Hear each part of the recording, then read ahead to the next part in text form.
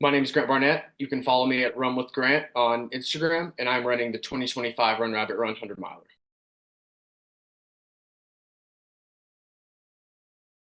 My name is Grant Barnett. I'm 29 years old, originally from Lenore, North Carolina, but I've been living in Salt Lake City since 2019, so quite a while. Yeah, I was a pretty okay runner in high school, nothing crazy, but I got recruited to run at a D2 college out in Asheville, North Carolina called Mars Hill University. And yeah, had a blast while I was there, but unfortunately was only there for a year. I figured out to be a student athlete, you can't just be an athlete, you kind of have to show up as a student too. So yeah, unfortunately, I had dropped out of college after that first year and just wasn't really sure what I wanted to do in life, and I was exposed to through hiking, long trails. So yeah, I kind of saved up a bunch of money and started through hiking long trails. I started with the Appalachian Trail, and once I finished that trail, I kind of got hooked with the whole you know primal movement sort of thing. Everything you have on you. So the next year, I'd done the Pacific Crest Trail, and I was tired of going slow, so I figured kind of dive back into my running senses and thought that trail running would be a really cool idea. And packed up my car on a whim and drove out to Salt Lake City and took a job up at a ski resort, and then just dove head over heels into trail running.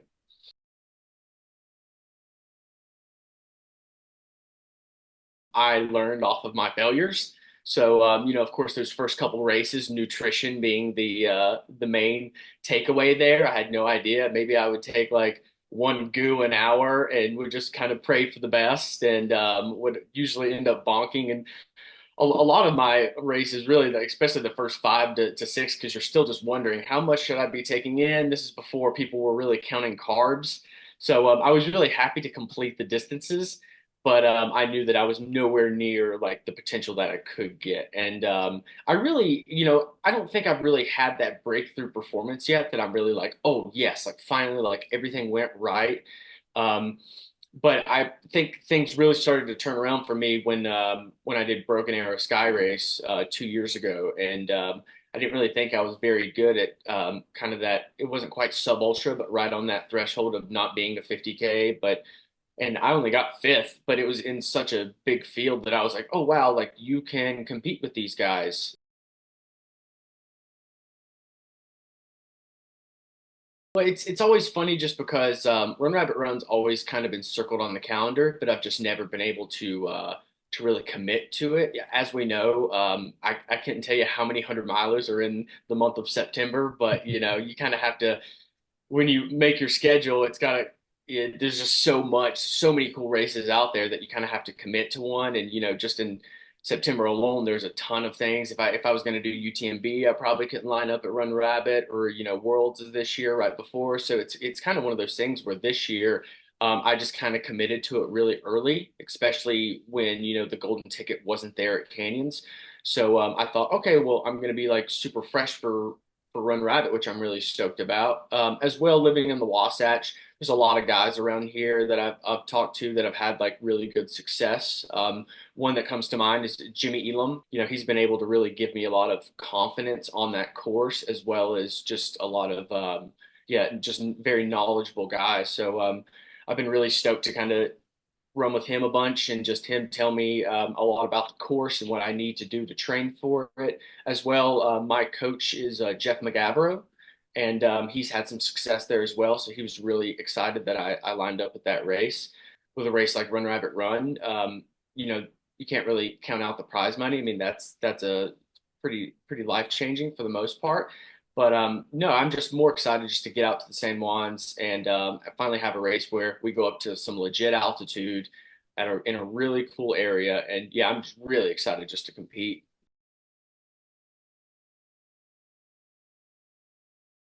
I seem to do really well at altitude. Obviously, maybe a little tummy problems, but sometimes. But so yeah, I'm really excited to test it at Run Rabbit, especially like you said with the variety of altitude out there. That's what I love is that's when things go wrong for me as well as other people when you include that high altitude and still trying to hit those carb numbers.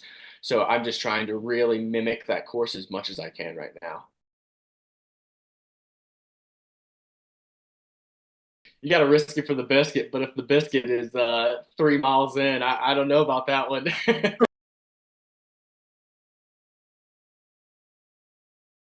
I used to like to think I'm pretty focused. It was super tough because like I just ran Twisted Fork 68K, which is Finn Melanson's race that he had brought back to life here up above in Park City there, and I kind of had a hamstring scare the day before and was very unsure about lining up and 41 miles of like racing legit dudes, and it actually ended up going super well. I'm glad I really saw it through. Sometimes when you look at things so closely, you can mentally you can just fog yourself up. So I just told myself, hey, if we can just get to the line and let's just start, let's just see how we feel. And it ended up going great. I ended up getting second. Was really in contention for the win for a while until the heat finally caught up to me. But yeah, it always kind of depends. A lot of the races I'm really focused for, but I just try to keep my non-serious attitude about it. It's like, especially with 100 miles, it's such a long way. You don't want to be so in tune by 5K in or so. You really have to like see the day out. So especially with the amount of guys that are going to be out at Run Rabbit Run, I'm really excited to more just like have a nice casual chill start and hopefully get to chat with them for a little bit before the race really starts 50 miles in.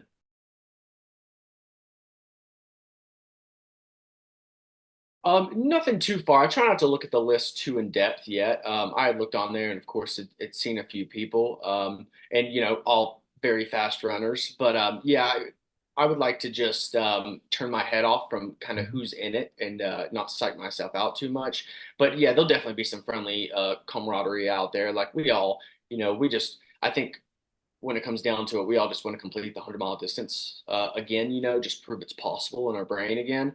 And but once we're out there and we're actually racing for the win, I think the true side of everyone will come out, and I think that it won't be like a tremendous amount of someone charging at the front trying to create gaps early. I think that it'll be a lot of like packed up runners that are just kind of like waiting to make that move, especially for the first 50K or so. And then once we hit the real altitude, then it's kind of like, okay, like who's got it now?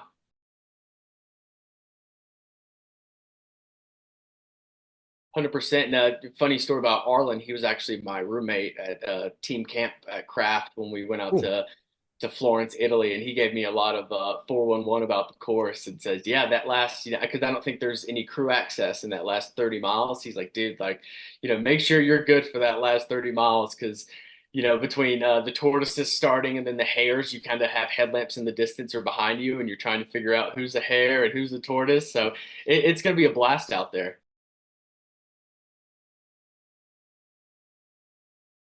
I think for me, I just make sure that I am eating and drinking constantly. Like it's so tough. I tend to hit my wall in the 100 milers between 60 and 80 miles, and I think it's just because you hit the 50 mark and you're like, shit, I've got another 50 to go, and then you kind of slowly make your way. But yeah, and that 60 to 80 mark is usually kind of my low point, and I know it's going to come at some point, which is really nice to be able to say like, hey, you are going to have a low at some way, shape, or form, some mile. And yeah, so for me, it's always just like, hey, like as long as you're eating and drinking, you're gonna be okay. Like you may hit some low points, but just trust yourself, trust the fitness that you've built up into this point. Like you are good enough to race with these guys. A lot of the things for me is always mental. It's always just like, hey, like do I deserve to run with the front pack? And it's like, hey, yes, you do.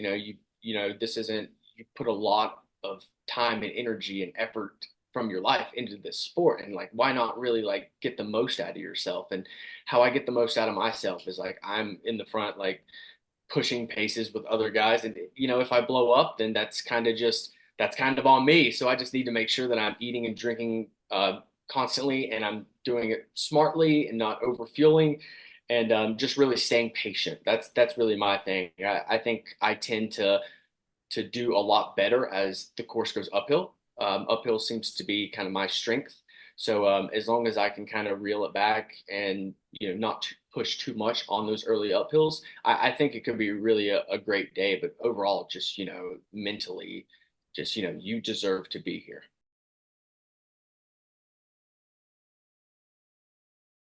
I usually raw dog the majority of my ultras, Hey, but I think I may start experimenting with music, especially in Run Rabbit with that last 30 miles just being no crew access, and I just kind of need to zone myself out. So I think I will experience or experiment with some music this year. Anything from the Grateful Dead to some very hardcore electronic music to where hopefully I'm hallucinating out there, and it'll just be like a Woodstock 99 or something.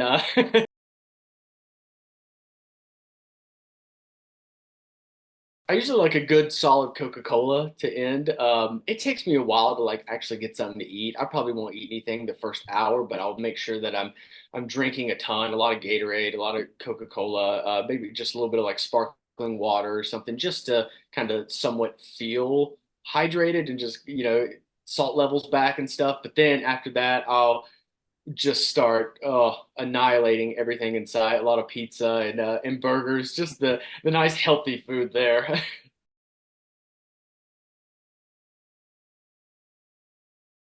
My girlfriend had sent me that, and yeah, I I thought that was funny. It's like, oh man, like okay, like maybe a few more people know me more than I thought. Maybe a touch more pressure, but I at this point, between free trail fantasy and all the races I've been in, it's all right. I'm nice and calm about it.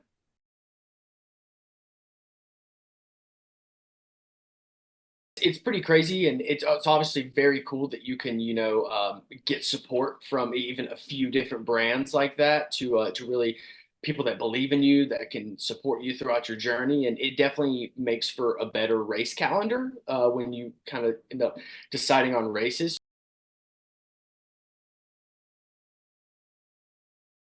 It's crazy.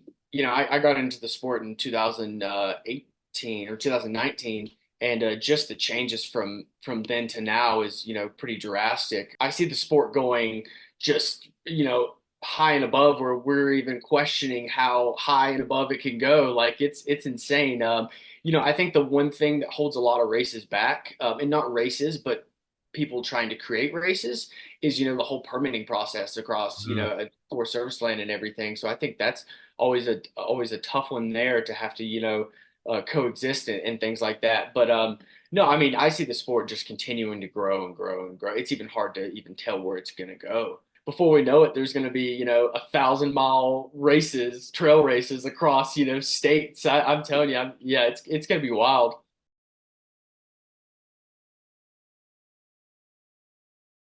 I would want them to know that I was never this crazy good college runner. I was always a pretty like, I barely broke. I think I was a 16:45 5K or something like that. But I'm never the greatest runner on the start list, but I think that motivation and drive and consistency really top that scale. I think someone with much more natural talent, maybe who's kind of found things a little bit easier in running and they've had success very quickly. Like I said, I'm one of those people who have kind of learned off my failures, and I don't regret anything. I think that that's a way to learn, if anything, and I think it's a experience kind of way to learn. So I just would say that you don't have to be a sub 15 5K to be good at trail running. I think that if you just put your time in the sport and you're consistent and you want to get better, then you will have success, and you just have to believe in yourself.